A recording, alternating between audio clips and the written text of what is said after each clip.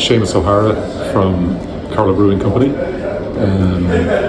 We brew a range of beers under the family name, O'Hara's name, for both the domestic market, for the on-trade, pubs and restaurants, and for off-trade or retail, and also export. About 50% of our production is exported to about 40 countries.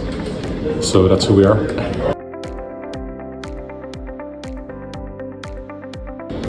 Yeah, I suppose as kind of the founder of the business, or co-founder, there's always the kind of temptation, or as you get up and running, you tend to be doing a lot of things yourself, and over time you realise that you have to try and build some management structure where you have a senior team that can, basically you can delegate responsibilities and start to, trust that team to essentially run the business day to day and try and, step back from it as you go. I can't say we've been super successful at that yet, but it's a work in progress. I suppose to kind of build a team that it puts the company on more solid footing, and also puts it in a position where you have the resources to develop and scale up as well. Because, like I said, you can't do everything yourself ultimately.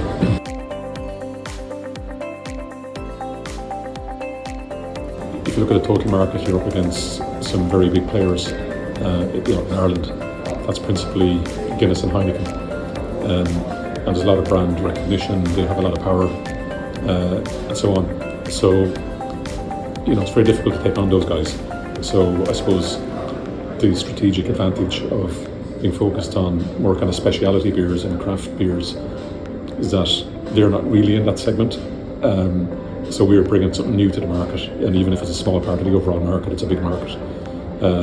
So I think by bringing something new to the market, that protects us.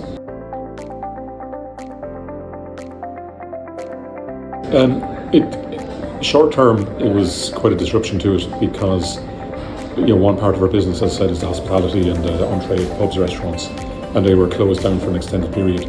But to the positive side, the retail side, grew a lot over that period. People were buying for home consumption.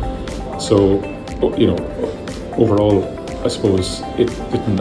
We were considered as a, to make the phrase, like an essential business, and we were able to kind of continue trading throughout the pandemic, and just had to adjust to that change in the market.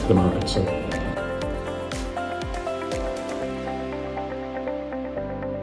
The fact that it's more than a business, it's got our family name on it. So you're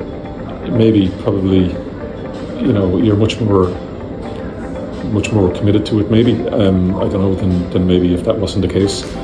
So you definitely feel kind of a strong ownership of it, and I suppose a concern about the family name, that you have to try and operate successfully and to a kind of a high standard and so on.